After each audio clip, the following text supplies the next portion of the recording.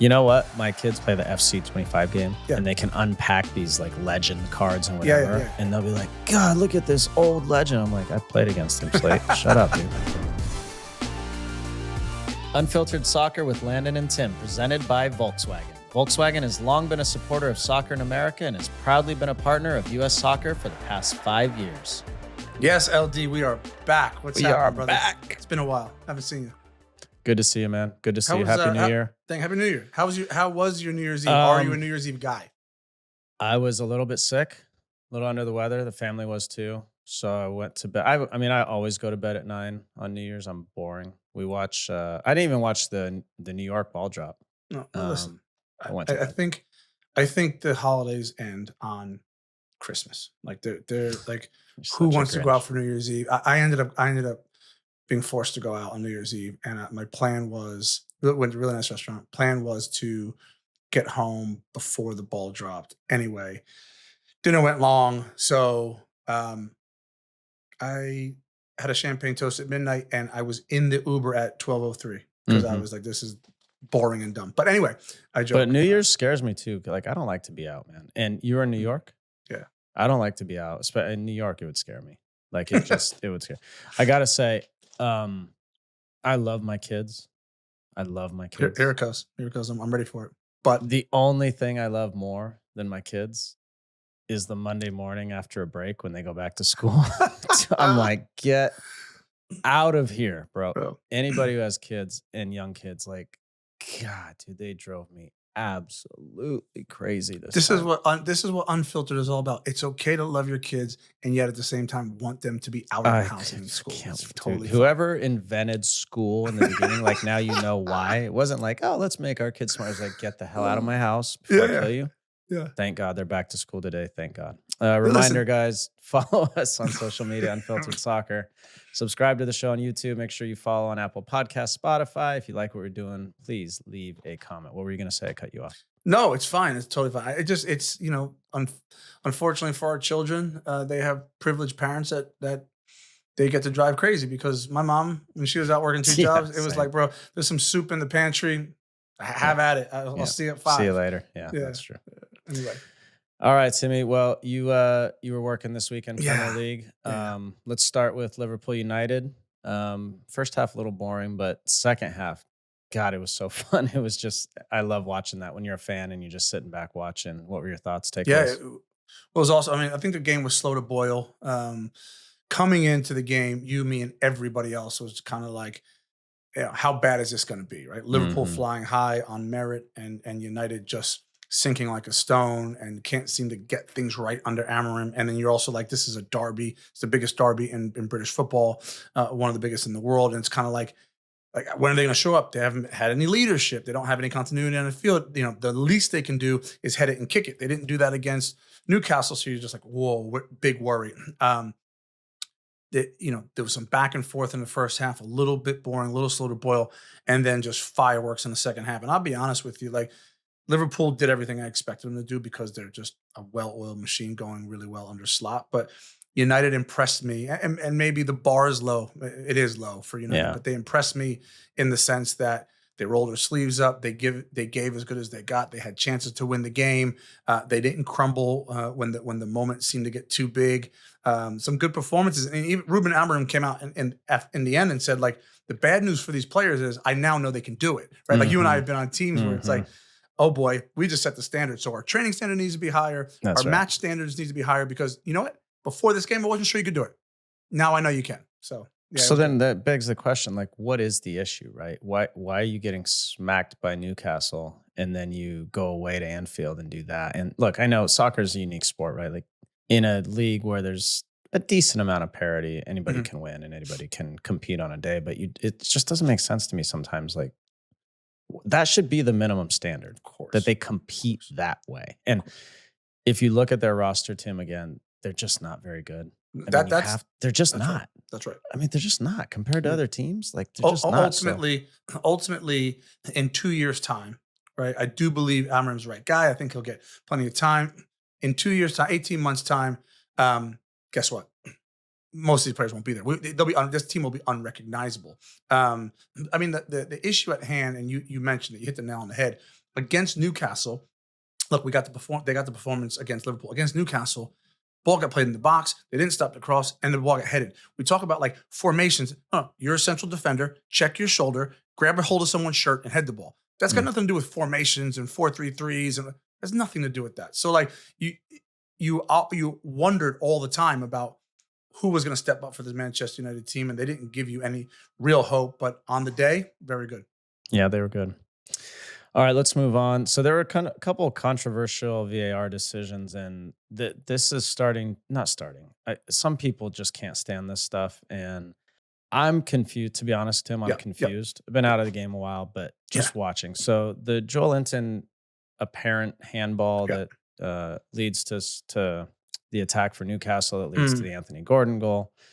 Ange was not happy after the game. Tottenham manager, he said he's really angry, angriest I think I've ever been in my career, that they were denied the right rewards for a fantastic performance. Don't keep asking me about the decisions. If you guys have no opinion about it, that's fine. I know you just want me to say something, but I'm not going to. And he went on and on and on. So he didn't think it was a handball. Your thoughts? It's the angriest we've seen. We've seen Ange Postecoglou. I thought, we obviously ran the interview on NBC. I thought he was out of order when the way he spoke to the journalist. His team is playing poorly at the minute. They're on a poor run, and my big thing was, hey, listen, Ange, if you're gonna have a pop at the referee, go on and be a big man and have a pop at the referee. He wanted to kind of mask his words a little bit, and then the interviewer came back at him and he masked his words. Like, just say it. It's no problem. But anyway, it wasn't a handball for me. But look, by letter of the law, I think, Landon, to give some clarity to this, world football is governed by IFAB, right? But each individual league has their own governing body, their own lawmakers, and the PGMOL in the Premier League is the governing law body. And the way that the handball rule is written is, if the arm's in a natural position, and this is what I have been begging for, and my counterpart Robbie Mustoe says it all the time. You don't run with your arms tied by your side. You're athletic. You jump. You sprint. Your hands are all over the place. So you have to be allowed to go into a tackle or make a movement and have your arms be in what is considered a natural position. Mm-hmm. And so Spurs lose the ball playing out of the back. Bergvall sprints to the ball. Joelinton sprints into the ball. Bergvall gets there first and toes it because he wants to try and clear it out of the way.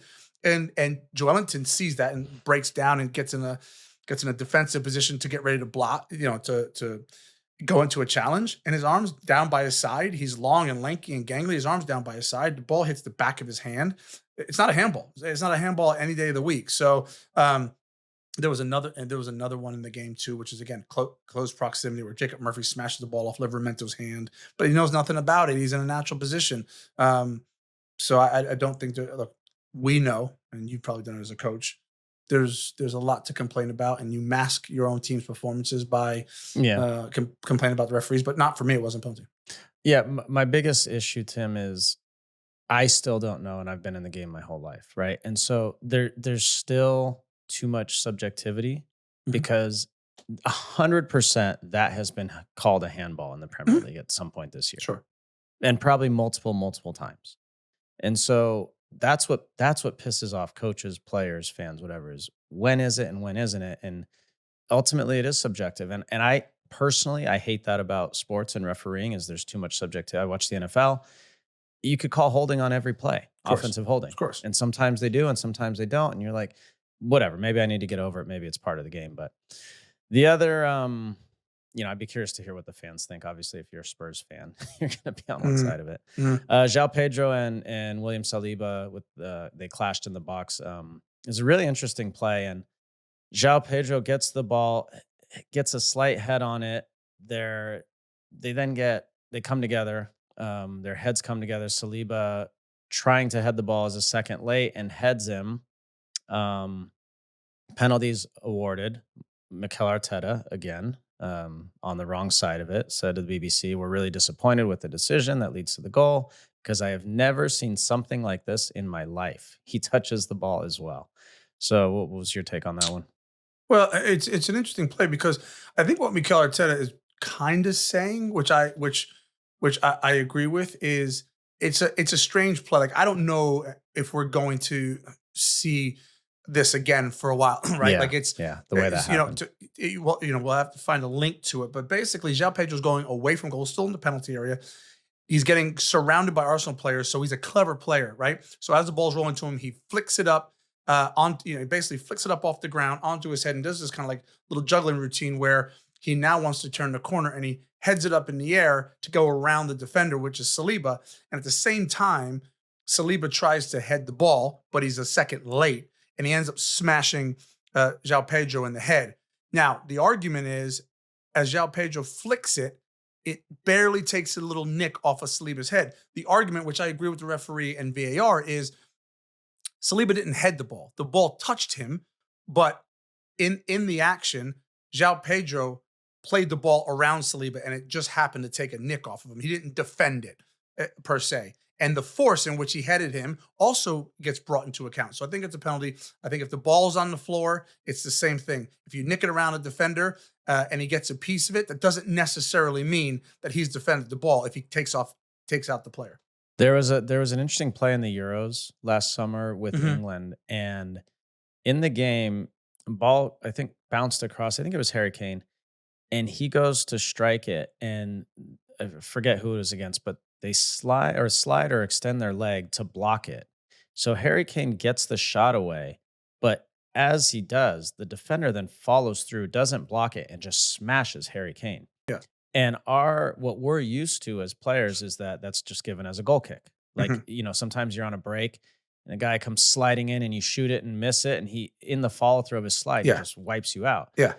My point at that in that one, and it went to VAR, and there was a penalty ended up Yeah. given, is you don't have free reign as a Correct. defender to just Correct. go flying into someone That's and right. smash That's right. them, right? So, and this was the same thing with Saliba. Like, you have to time your challenges right. If you're in the box, like it's hard being a defender. I get it. It's hard being a goalkeeper, but you have to time it right. And this one, he was a split second late, and so, you know, when I first watched, I'm like, I don't Yeah. know if that should be given, but also defenders and anybody in the box needs to know you cannot just go smash someone after the Yeah. play. No, for You the can't. and you make a great point. I mean, for the audience, you articulated that well. I think what you have to bear in mind when you're watching football now is it is exactly that. Defenders don't have free reign. So referees are now taking into account the force, the angle of the tackle, right? Because you can get a piece of the ball, and before defenders would get up from their slide and point to the ball. I got the ball, right? That's no longer the case. You've got to get a lot of the ball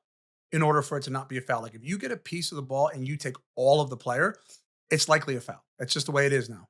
Well, I think the reason is too is they don't want people getting hurt. They don't want attacking Of players course. getting hurt, and they want attacking play happening, Yes. right? And that's the Yes. same in any sport you want. That's what people are paying to come watch. So, all right, we're at the midway point of the season ish. Ish. Biggest disappointments this far, I think, are pretty clear. United, City, all of Manchester. It's been Mhm. pretty disappointing for me. Any other ones for you? Yeah. I mean, I would Spurs say, have been disappointing too. yeah, they are. I would say City. I mean, I just think I do think they'll possibly come good City because they're just one of the most talented teams in the world. But I think the reason it's the biggest surprise is, and you and I talked about this a little bit, so I'm repeating myself. But had you told me at the midway point that like City were neck and neck at the top of the table, but they were second or third, a couple points off, I'd say okay, I'll take that bet. But like for them to have fallen and not performed, and it's mind blowing. Like they've fallen so far. Now, having said that, I do think they're talented enough to make a run back half of the season. But it shocks me. Mm. Shocks me. Biggest positive surprise for me, Forest. Yeah. I think that's a pretty obvious one. Anyone else? Yeah, I agree with you on Forest. Again, would have never taken that bet that they're this high on merit because they're playing well at the midway point. Up until about 10 days ago, I would have said Chelsea. Hmm. I would have said like, Yeah, they fell wow, off a bit. wow, yeah, Maresca, like what a job you've done. But fair play to him, but still not the biggest. Yeah, I think Forest for me. All right, let's do a. These are real quick. Just answer your gut. Don't Mm, need to explain. Okay. What is more likely? These are going to be interesting. What's more likely? City finish top 4 or our beloved Everton get relegated? City finishing top 4 for me. Yeah. Everton are only a point ahead of the drop now. Yeah. I No, think. I know that. I know that. I get it. But I say that with all honesty. I don't think Everton will get relegated, and I do think that Manchester City will make a run at some point and be in the conversation. Okay, I think I agree with you, and I think it's Yeah. more about the other teams falling off than Yeah. City will make a run, but other teams will Yeah. struggle at some point, etc. Okay, Ange Postecoglou gets the sack, or Tottenham win a trophy. Ooh. Oof. I think no. Well, I don't think either of those things are happening. But more like that's not the game. What's more likely? I mean, Tottenham win a trophy, I guess. I mean, our Premier League insider David Ornstein at NBC said emphatically that the board has 100% backed him, and he's in absolutely zero danger. Like, I know that sometimes that's a kiss of death, but it didn't sound like that. It's I almost think always the kiss of death, by the way. yeah, but this If they do sounded it publicly. this sounded different. Like it was through back channels. And Okay, but at so, some point, how long can this go on where they're just a mid-table team with the way they spend? mm, yeah, I mean, it doesn't feel great. They have one way of playing, and it's plan A and do plan A better. So yeah, I don't Yeah, know. okay. All right, Manchester United get relegated, oof, or Forest win the Premier League. What is more likely? These are amazing questions. You go. I think it's more likely United get relegated. Again, In history or this season? No, this season, not in history. United their roster's just not that good, and if it continues to go south, yeah. I mean, they fought the other day, they really did. But if they had lost that game somehow, unluckily, I mean, things can get bad fast. You know how it is. Yeah. I think there's no way in the world Manchester United gets relegated. So Forest are going to have to pull a Leicester for me in this one. Yeah, not even Forest to win the league. It ain't happening. Well, United getting relegated ain't happening, and no chance. All right, two more to go. Yeah. Liverpool have a trio of contract negotiations, I think, going on. Yeah. So what happens first? They extend Mo Salah, they extend Virgil van Dijk, or they extend Trent Alexander-Arnold. What's more likely? Mo Salah. This thing's funny. Mo Salah is it's so funny. One of the greatest of the greats. Look, Trent Alexander-Arnold's going to Real Madrid. When? I don't know. He's going to Real Madrid.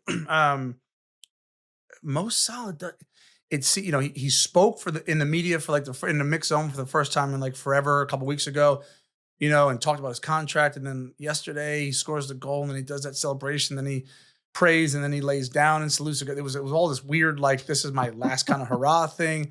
And then he got interviewed this week and said, what's more important, the Champions League or the Premier League? And he said the Premier League because, this is the last time I'll do it. So he was emphatically saying, it feels like he's negotiating in the media. Van Dijk is tried and tested. He's a brilliant captain. He's exactly how you want your contract negotiations to go, because we know nothing about Virgil van Dijk, not from Liverpool, not from his side. I think the answer is Liverpool extends Virgil van Dijk's contract.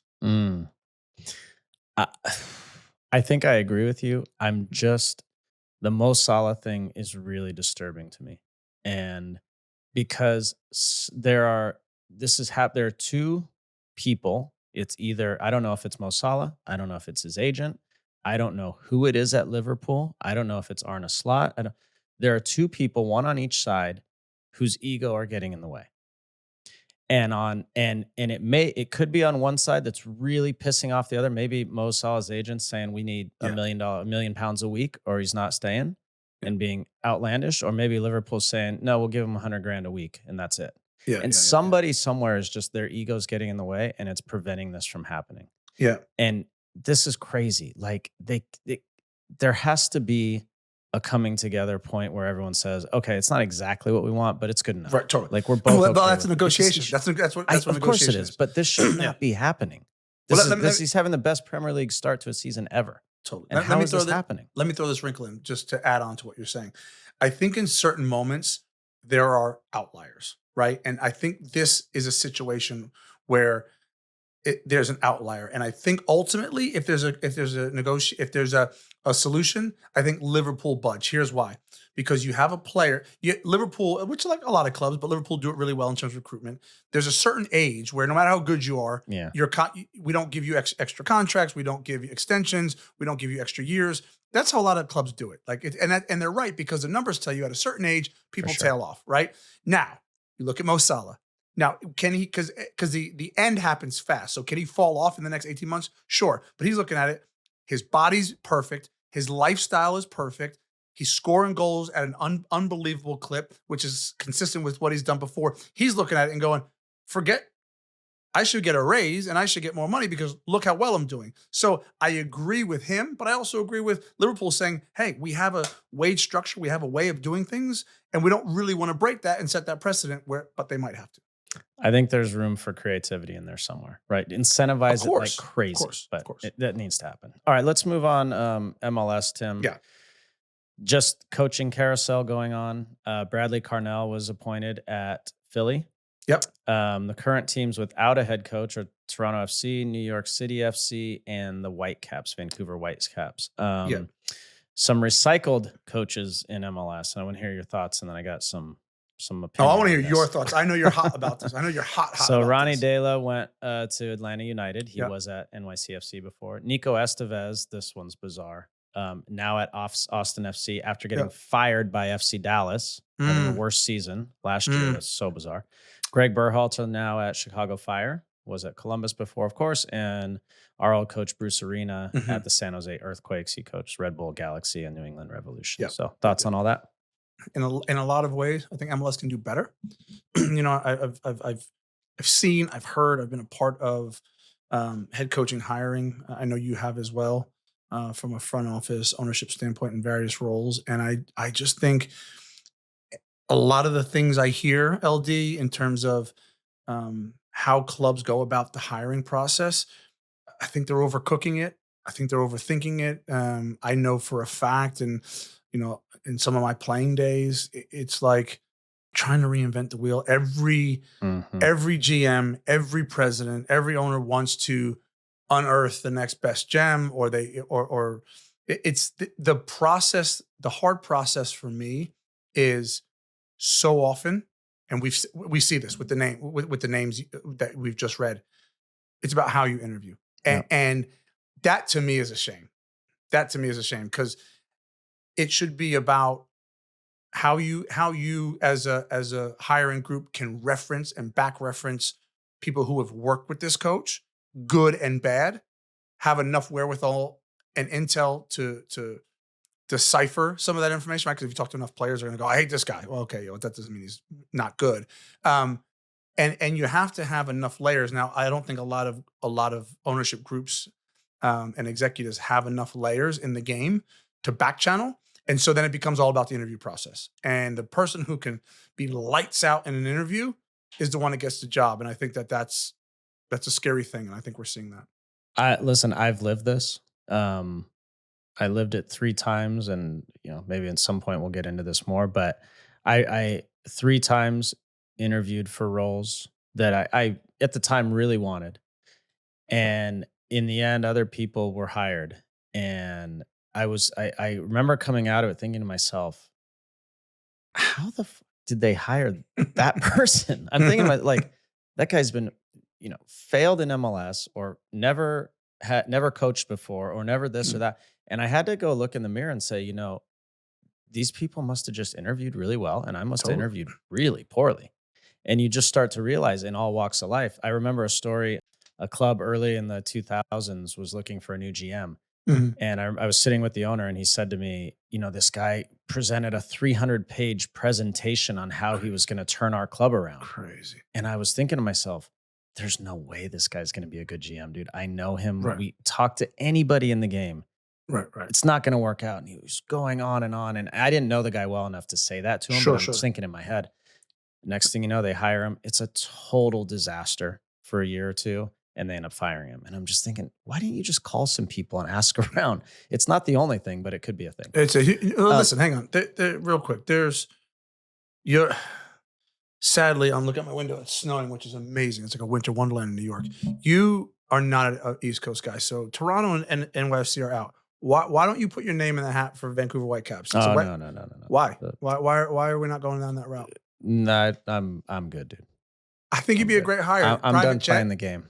I'm done You're playing the not. game, dude. You're I'm not. done playing the Listen, game. so if Because so I if- don't want to, Tim. I don't want to do that, and I don't want to. I don't want to go into some interview and bullshit and do all. I would just say, guys, talk to people. Here's what I'm about. Here's what we're about. Go look at our record. With You're a Loyal, bad- you're a look at bad what we interview. did. And I am. I'm a terrible interview. I just had to figure it out. Okay, I want to read this. I did my research over the weekend. Okay, awesome, great. All right, so these are the clubs that hired. So Ronnie Dela going to Atlanta. So I was curious. So I looked up his all-time winning percentage.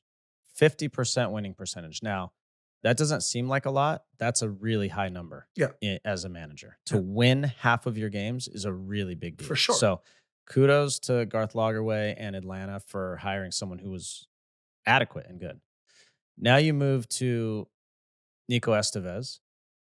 Now he's young and he's less experienced. 39% winning percentage. That's below average, not great.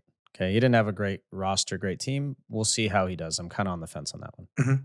Berhalter to Chicago. He has a 43% all-time Wow, win that'd be high. percentage, Yeah. which is about average, probably a little, right about average. Win I like Greg, percentage. but I like the way Greg sets his teams Agreed. up and Agreed. how he coaches and all that stuff. Bruce Arena, people are, oh, why would you hire Bruce to, how many times he's won 49% of the games he's coached in his career. In his career. I mean, yeah, Everywhere.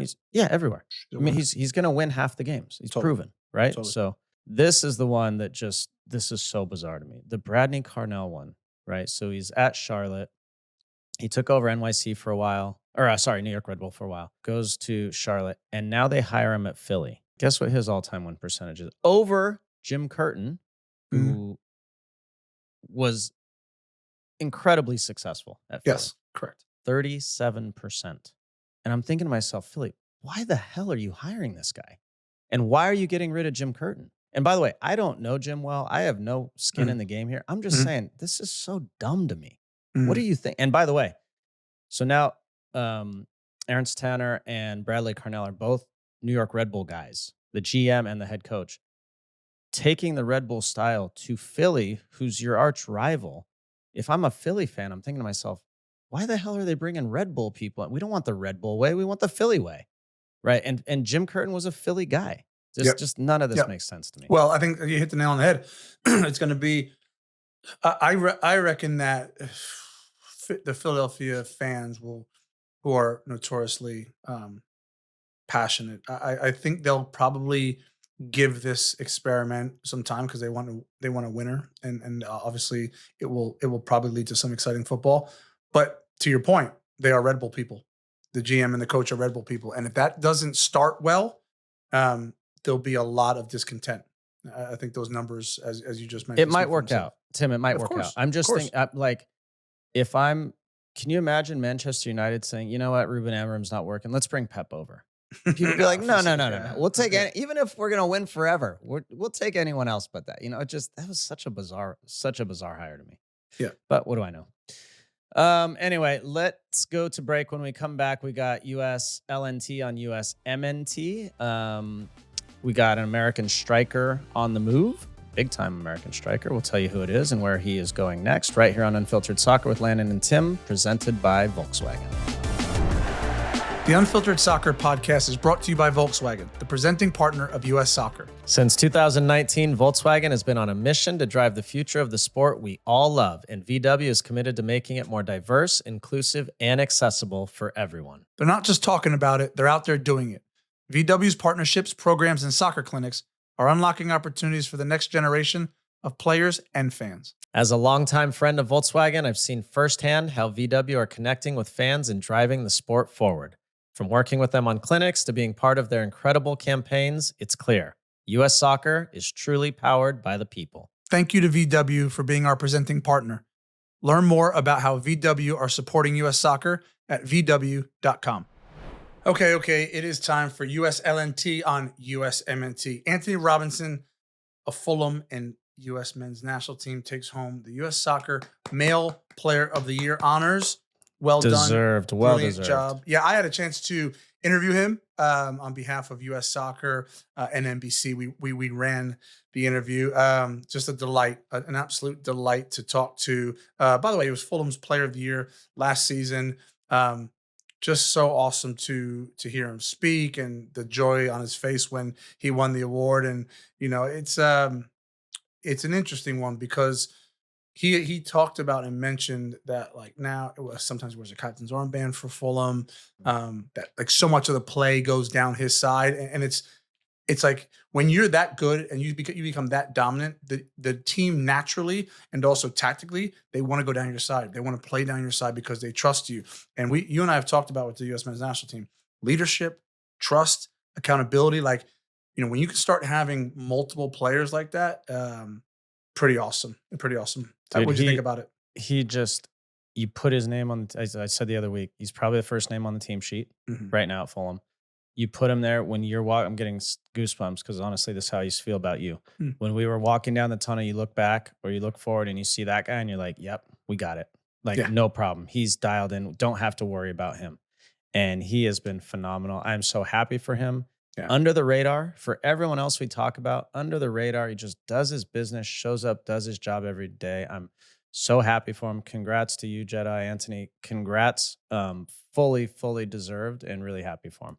Yeah. The cool thing, Landon, is like, it's fun. And I know people always ask, right? But we've been getting asked since the beginning of time. When's the U.S. going to produce another world-class player or a world-class player? And when is the U.S. going to win a World Cup, right? When you're out and you're in the airports or you're shopping, that's what people talk to you about, right? And we always get that question. And it's funny because your natural thought is like world class. Okay, it's got to be a number 10 or it's got to be a striker, right?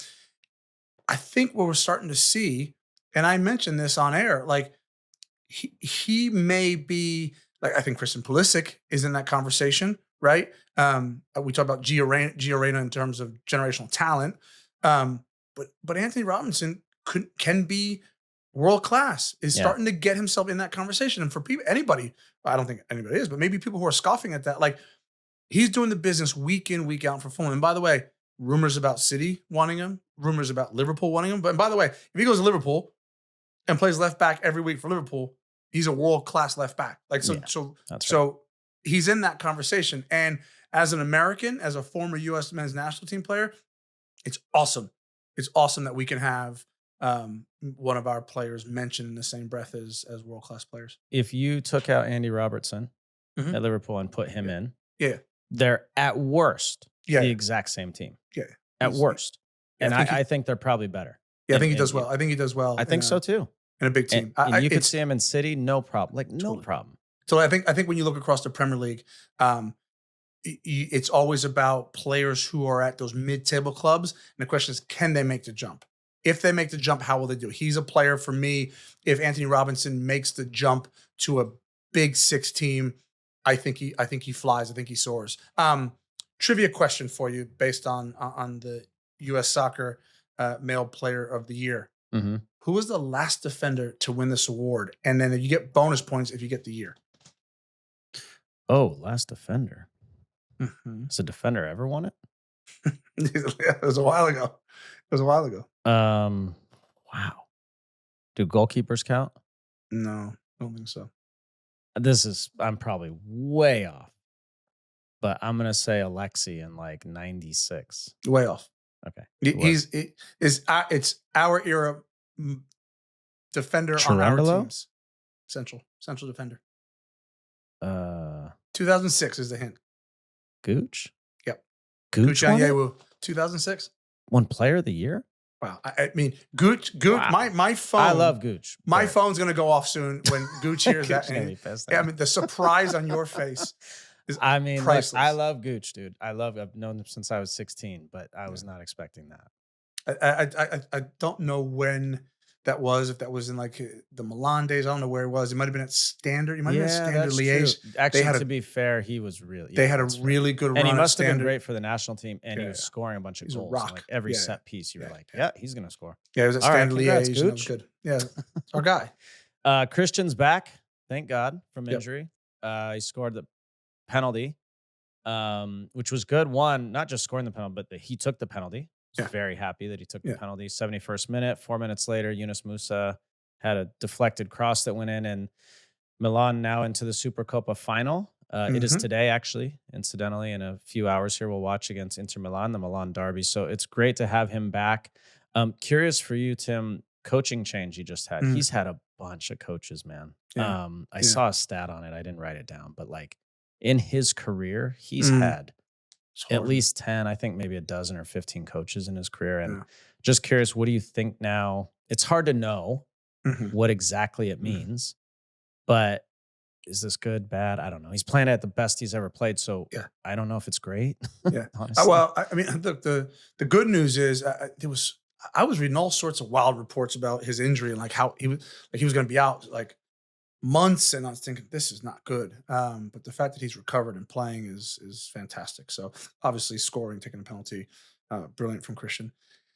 Look, the coaching change. I think it's hard for a player like Christian Pulisic because coaching changes are one thing. If you're a middle of the road guy, and a coach comes in, you're like, I'm just work hard and I'll get my name on a team sheet. Like he's been a star or a star in the making most everywhere he's gone, right? Like he's either been the prodigy or up and coming star or actually the star.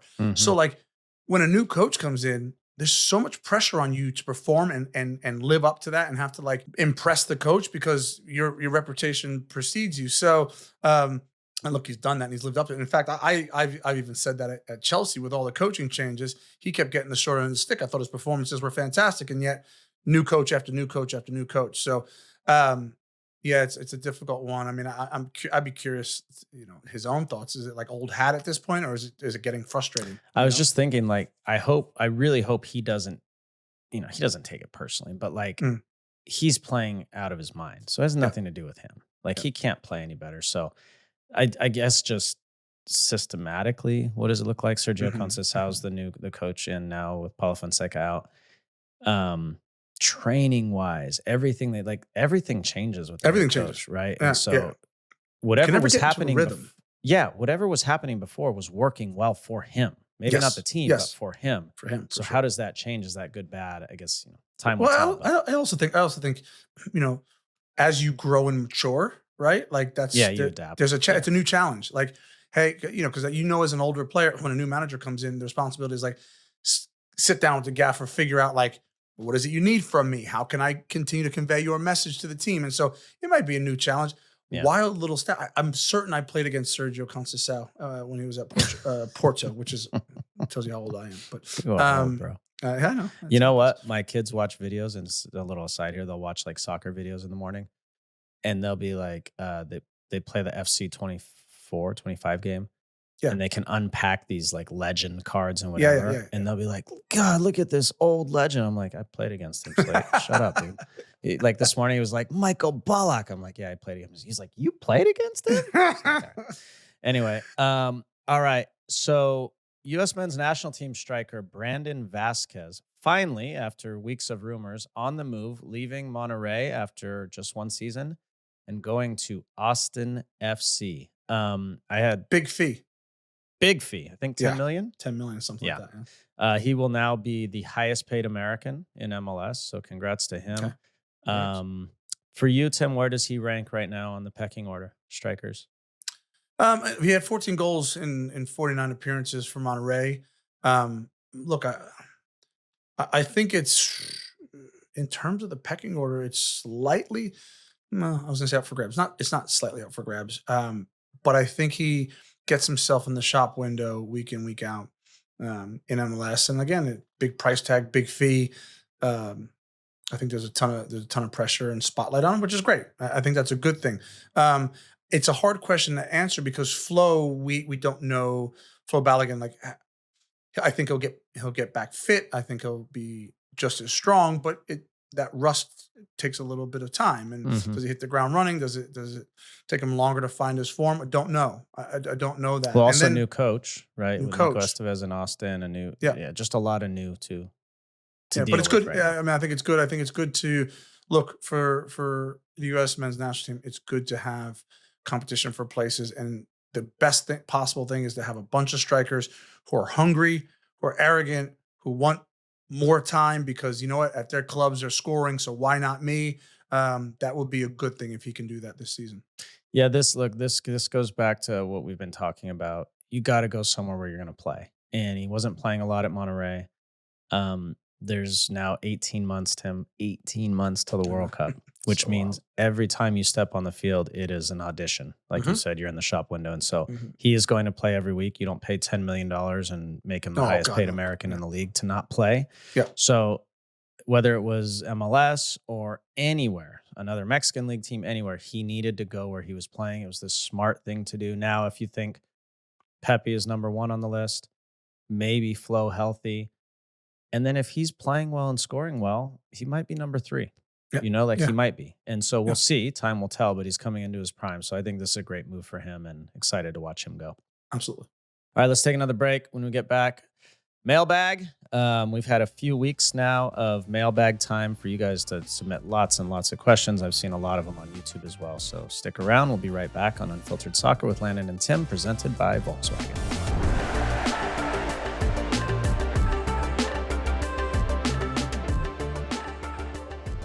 Oh yeah, you know what time it is. It's mailbag time, and that means JR's favorite time of the week. Jordan, get on in here, please. What's up, guys? Howdy. Hello. Happy New Year. Happy Happy New New Year. Year. Are you wearing a Milan jersey? I'm wearing the 125th anniversary shirt. Santa brought it for Christmas. Are you like a Milan fan? Are you a Pulisic fan? Well, I'm a fan of really sweet looking shirts. Yeah, it's a dope shirt. The crest is is cool. wild. How was your New Year? It was good. It was nice and quiet. So Champagne? other than actually not quiet, I don't know, Tim, how you felt about this, but we had the craziest thunder and lightning storm for New Year's Eve. Oh, it was. Yeah. We had it At first as well. I thought it was fireworks, but then I was like, oh no, the sky's falling. Was that down. during That's the bottle of champagne. during the whole popping. celebration? It was thunder and lightning? Like at midnight. It was Yeah, so like the it was whole wild. evening was Yeah. terrible. That's ominous. Imagine sitting Yeah, in Times exactly. Square with no bathrooms, no umbrellas. Tim, you could not pay me enough to Not a go. chance, Like bro. I see when they open the gate and I'm like, Not a are chance, you bro. crazy? You could not. And New pay me York enough. people don't go there. No, it's not I'm New York. sure. We This think looks those people are terrible. People from like San Yeah. Diego and stuff. Jordan, what do you got for us? Okay, I got a couple of different questions for you. Let's start with one that references something you were talking about earlier. So we've got a question from Evan via YouTube. He said, do you guys think Antonee Robinson will sign for a big club in the summer? And do you guys rank him in the top 3 U.S. left backs of all time? Oh wow. Yeah. Okay, I'll start, Tim. All right. I think there's every chance he goes. So this is like the classic Premier League type of player, type of club that is going to move to a bigger club, right? This, he's not up and coming, but he's in his prime, doing well. Someone wants to get him for 3 or 4 years to be a top left back. I think there's every chance he moves. Now, should he? I'm torn, right? Because he's the man. He's playing every week. He's the captain at times. He's leading. Does he go somewhere where he's battling and fighting it out every week? Let's just use Liverpool as an example. Andy Robertson ain't going to lay down the red carpet and say, go ahead, pal. You can take my spot. No problem. So I don't know if he should, but I think he will probably end up doing it. You? Yeah. Go. He's earned it. He's a young kid from Liverpool. He and I played together when he was a youngster at Everton. He then put in his time, put in his work at Wigan and I think Bolton, on loan when they were in I think Championship or League One at that time. And then he goes to Fulham. Fulham's a brilliant football club, right? And so at this point, you don't move from Fulham to go sideways. You only move to go up. And if Liverpool or City or any of those rumors are true, you absolutely go because you deserve it. And I think I think the way they play, as you mentioned, the way City play in terms of how he play, because he's playing that inverted fullback now. If you watch with Fulham, Iwobi will pull wide and he'll go underneath, and so he understands that role, which is how the big teams are playing. I think he moves. I would be shocked if he doesn't move. You know where he should go is United. I mean, as a wingback, he'd be absolutely perfect. He'd be great. Is he in the top 3 of all time? I'm trying to think of. Give me some of the. I don't I even think he's know. at the top. I think he's at the top. Give me some of the best. Well, Fabian Johnson, when he was at his best, was really good. Really good, but very Very short lived. Very short lived. Yeah. Vanny was there a long time. Mm-hmm. Was very good. Yeah. Frankie Haydock played left back. Haydock, Bees. Yeah, Bees was the best left back. But when Bees played left back, yeah. The problem with Bees is he was he was at one point like a world class winger. He's like, I know. You guys came up together, and then he transitioned to be a brilliant left back. Yeah. But if you look at Antonee Robinson, he is a left back. He's a left wing back. I mean, that's who he is, and he is prototypical of what you want. I would put him as the best left back. I know it's so hard because he's youngish, but nah, I would put him up at the top. You like that answer, Jordan? Is that Evan? I thought that was great. Thanks, Evan. Yes. Great question. How about a question from Paul via email? When a team is in a bad run of form, how do you know when it's the fault of the players, the manager, or the ownership? Oh, that's such a great question. When a team is in a bad run. Well, you need I say historical, but you need many years of context to know it's the ownership, right? So the Jets are a prime example in the NFL. Right now, United are a decent example of it, Manchester United. But it seems like they're starting to get it right, but it starts with the owner. It always starts with the owner because they make the biggest hires. They do. The Cowboys right now, Jerry Jones you have to say he's the issue because he has too much control and he's micromanaging everything. So if there's multiple years, in my opinion, that's the owner. Within the run of a season, my biggest red flag for when it's a manager is when you go through long stretches of being bad, because very good managers, after 2 or 3 losses, everybody's in the room, sit down. We're sorting this out now. We're not leaving until we get it sorted. And when it's a bad manager, it'll go 4 losses, 5 without winning, 7 without winning, 8 losses, 10 without winning. And that's when you know it's really bad. And that's also when you know there's bad leadership on the team. And so generally it's a mix, because a good leader will go to the coach also and say, this ain't working. We got to figure this out now. Yeah. So often it's on the coach. Unfortunately, and a good manager can galvanize a team. And look, there's not a perfect science. It's such a difficult question because I think everybody's at fault. I think ownership, I think coach, I think players. Ultimately, managers get fired, right? Like managers get fired more than players get turned over, more than owners sell the club. And managers get fired when they talk about the term losing the dressing room, and that's a real thing. It's kind of a blanket statement, but it's a real thing. Losing the dressing room is basically you get a bunch of human beings who sit in meeting rooms and locker rooms and buses and hotels, and they hear the same voice, and that voice no longer excites them. It no longer jolts them. It no longer scares them. Forget excitement. And they don't respect it. No, they don't respect it. Fear and respect is what I played for my manager. Most of my managers I feared, and the other ones I feared and respected. And that's why. And then all of a sudden, you can see it. I'm going to guess, Landon, you've been on teams. I've been on teams where I could see it, and I'm just like, rock bottom has a trap door, because I'm looking at these guys and they're soulless. Manager speaks, it walks out, and I'm looking around and I'm going, and as a senior leader, you try and do your best, and you hope that you're not one of them, but it's ugly. And so it's the manager, unfortunately. Yeah. Speaking of managers, here is a question from Leonard via email. David Moyes has been out of a job since leaving West Ham last May. If he were to come work in the U.S., where would be the best place for him? Moyes. Good question. It's a good question. It goes back to, I would say Houston, but we've got a great coach in Ben Olsen, so he's not going anywhere. I think David Moyes at some point will end up in MLS. The problem is David Moyes is a brilliant football manager, right? Going back to the conversation LD and I just had at the beginning of this episode, there will be so many GMs and presidents and owners in the MLS. When his name comes up, they'll go, he doesn't play an expansive brand of football. We want to go younger. Listen, if you want to hire somebody to win you football matches, hire David Moyes. He'd be honestly, he'd be a good fit, but he also, like Bruce Arena, like Greg Berhalter, he's going to need power.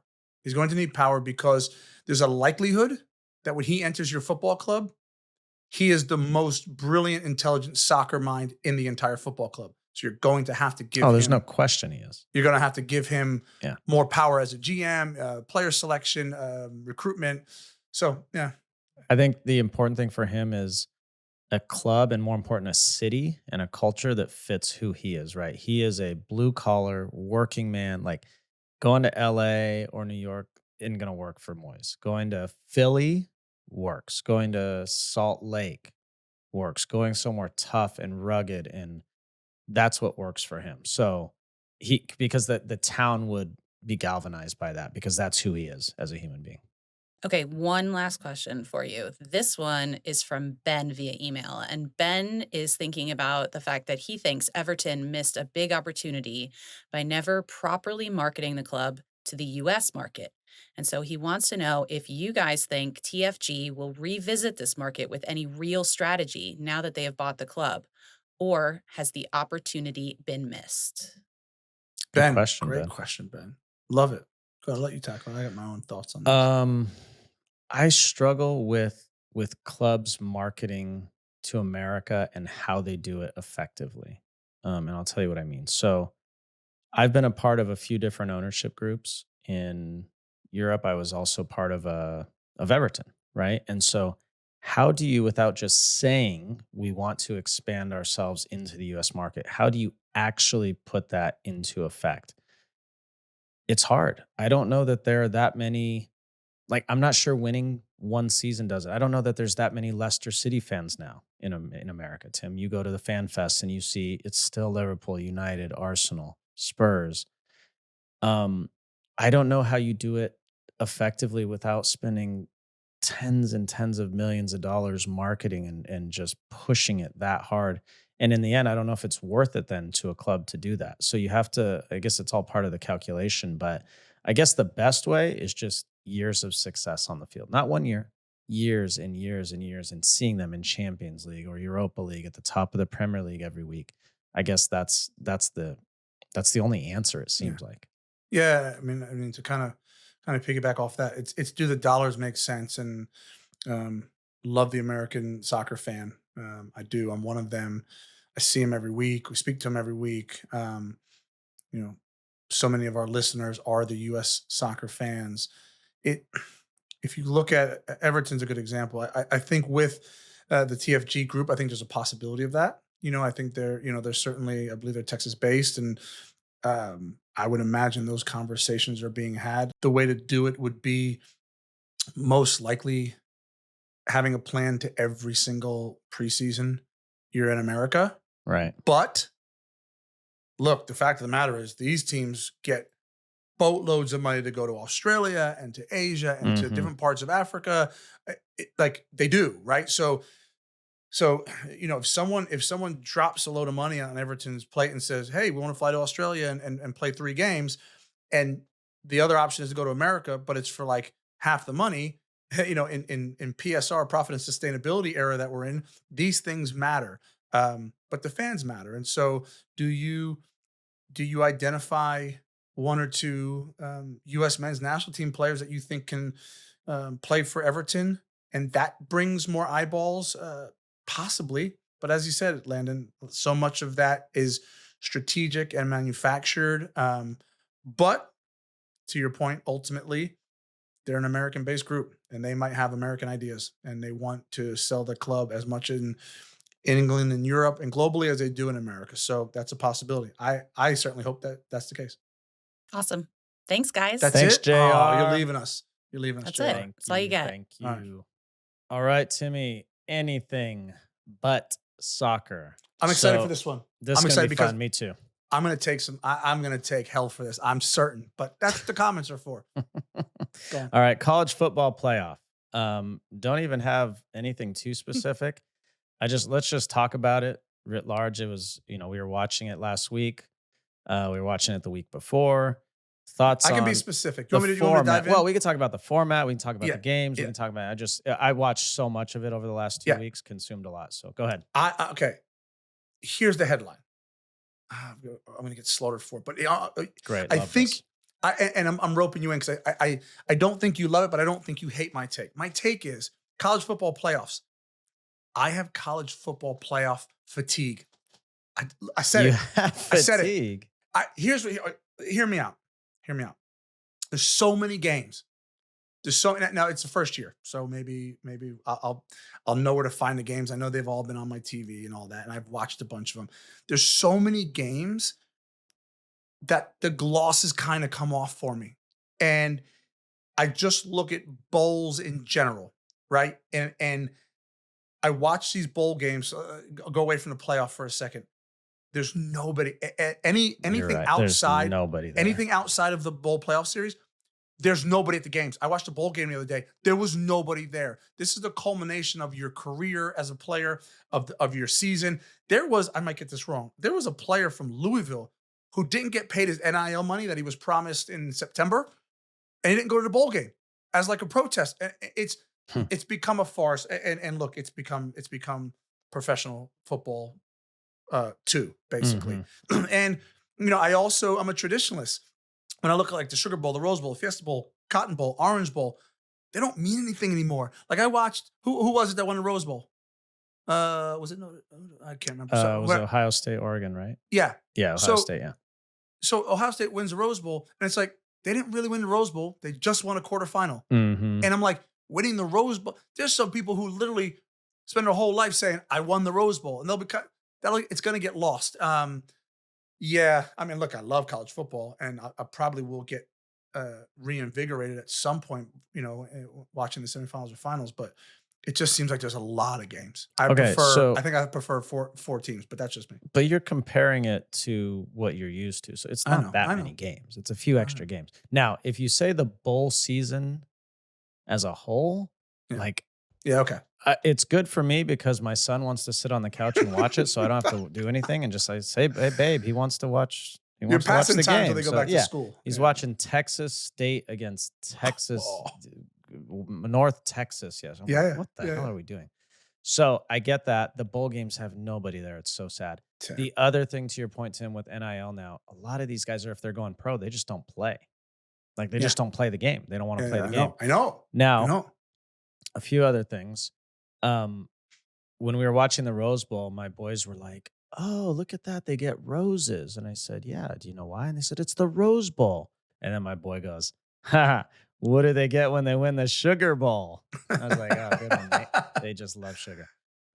So I think here's the problem with the format. Here's the problem. It is a big deal for, I'm going to say amateur athletes, even though they're getting paid now. Yeah. It is a big deal for amateur athletes to know how to stay ready to play for 3 weeks. Every team that played the week prior in the first round beat the team that had been off for 3 weeks, and they slaughtered them in most circumstances. So that is a big, big advantage. And for pros, we would struggle with that if we had a week off or 2 weeks off. But for amateurs, they have no clue. So they have to figure out how to fix that. I'm confident, Tim, after next week, when you watch the semis and the final, you're going to be reinvigorated. Yeah. You're going to love college football again. Look, I'm just a traditionalist, but I have the foresight enough to know that college athletics is no longer college athletics. No, I know, it's sad. It's professional. It is in every way.